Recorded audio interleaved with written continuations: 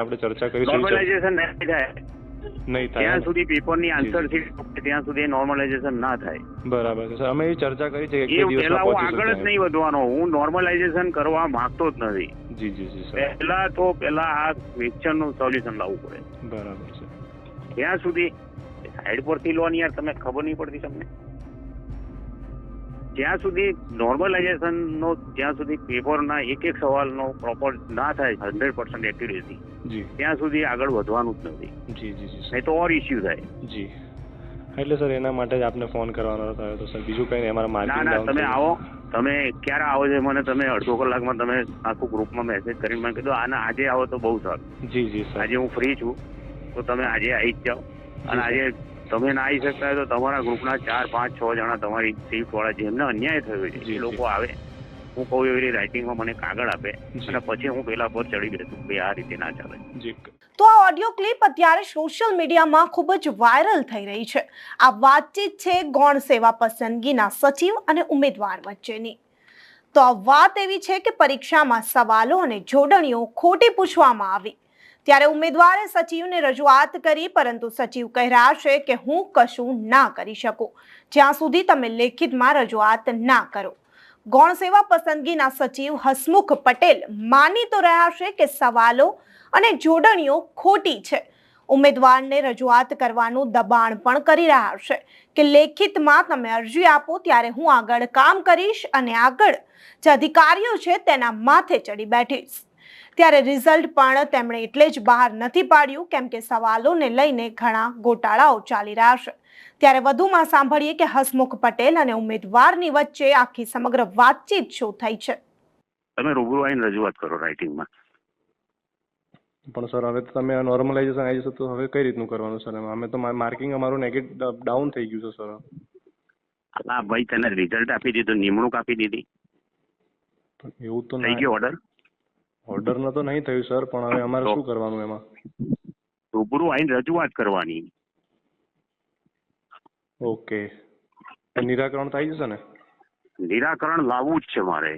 એ સારું સર। હવે રૂબરૂ આવીને રજૂઆત કરો જી કે ભાઈ આટલા પ્રશ્નો ખોટા છે અને ચિત્તો તો હમણે મોદી સાહેબ 2 વર્ષ પહેલા કે 4 વર્ષ પહેલા બહારથી લાવે, ચિત્તો ભારતમાં છે જ નહીં।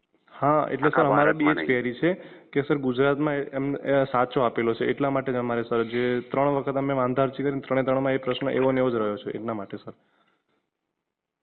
હું એક નંબર આપું એને તું ફોન કર। જી, એ જે સુધારતો નથી ને, એટલે એ જવાબ ચિત્તો આવે જ નહીં, કોઈ સંજોગોમાં ચિત્તો આવે જ નહીં। હા સર, અમે જીસીઆરટી નું પણ પ્રૂફ મૂકેલો હતો એમાં। નહીં, પણ ચિત્તો તો હમણાં મોદી સાહેબ લાયા, ચિત્તો એ પહેલા હતો જ નહીં। હા, તો અમારે પણ સર એ જ કહેવાનું છે। ભારતમાં, ગુજરાતમાં ક્યાંથી ચિત્તો આવે? અમારે સર એ જ કહેવાનું છે કે સર ગુજરાતમાં તો છે જ નહીં। હું તને નંબર આપું, ત્યાં તમારા આખા તું ગ્રુપમાં બધા નંબર નાખી દે, એને તમે સતત ફોન કરો। એ કણપો જેને હું કહું છું જી જી, એ માનતો નથી જી, એટલે હું રિઝલ્ટ પ્રસિદ્ધ કરતો નથી। કારણ કે આ જે અમુક માનો કે સાબરમતી નદીનો જે પ્રશ્ન છે એ બી એટલો જ ગૂંચવાડા ભર્યો છે કે એને કઈ કોઈ તળાવમાંથી નીકળે છે, એ એના બદલે બીજું કંઈક લખાય છે। જી સર, એ અધિકારોમાં એને નથી પ્રોપર। એ સિવાય પેલી અમુક માનીની જોડણી સાચી છે એને ખોટી આપે છે અમુકને।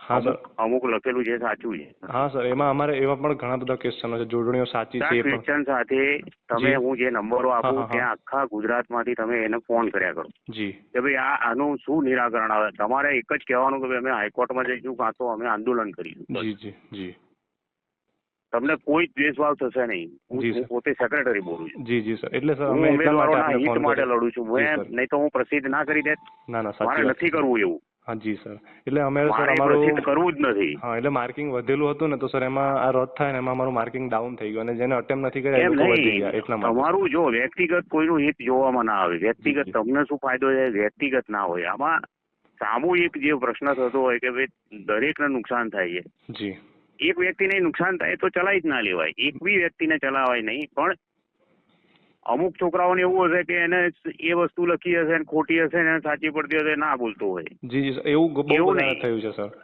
ના, પણ ચિત્તો તો આવે જ નહીં દુનિયામાં, એ સાબિત કરીને બતાવે। હા હા, એટલે અમારો પણ કહેવાનો એ જ ક્વેશ્ચન એને હતો સર. તમે હા. જે મને મોકલ્યું છે ને આમાં કેવું હોય કે પેપરો અમે ના કાઢતા, એ પેપર બીજી કંપની કાઢતી હોય જી જી અને કંપની દ્વારા જ આ બધું થતું હોય. બરાબર છે.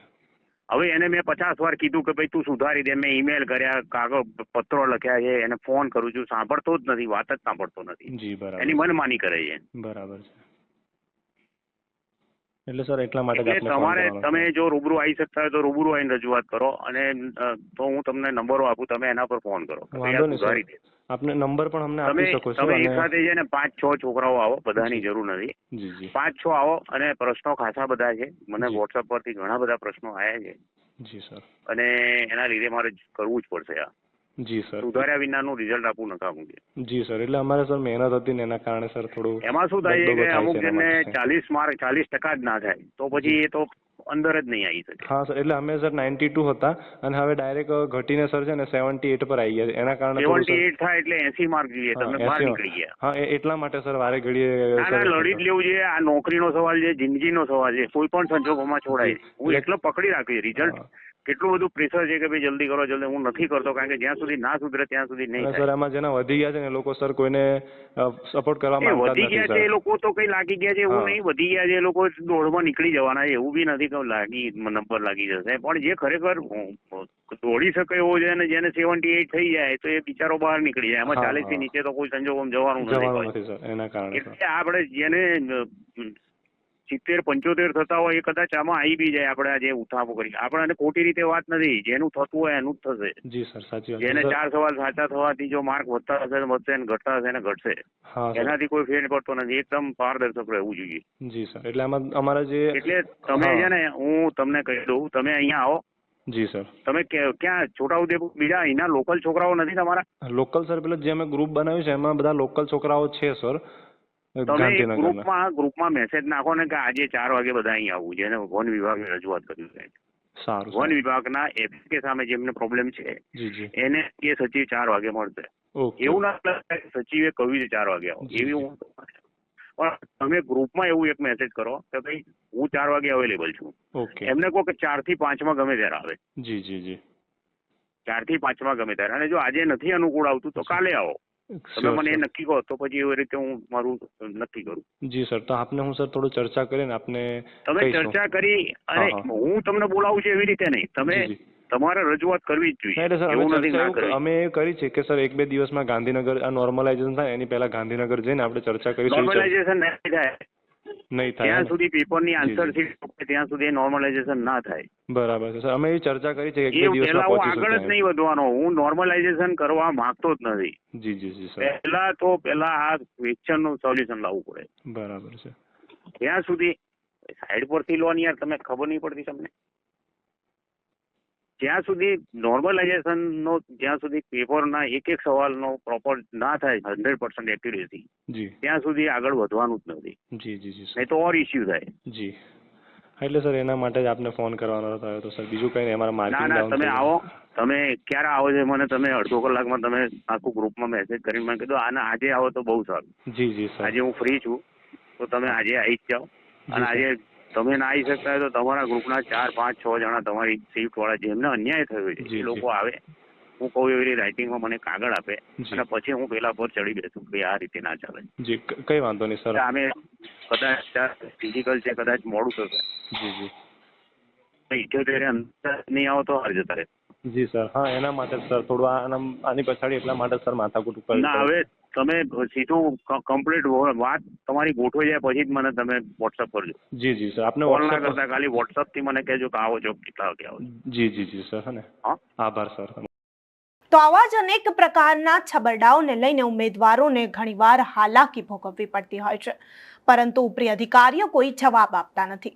તો અહેવાલ વિશે તમારું શું કહેવું છે તેમને કમેન્ટ કરી ચોક્કસથી જણાવજો, તથા અમારી ચેનલ નિર્ભય ન્યૂઝને લાઇક, શેર અને સબસ્ક્રાઇબ કરવાનું ભૂલશો નહીં.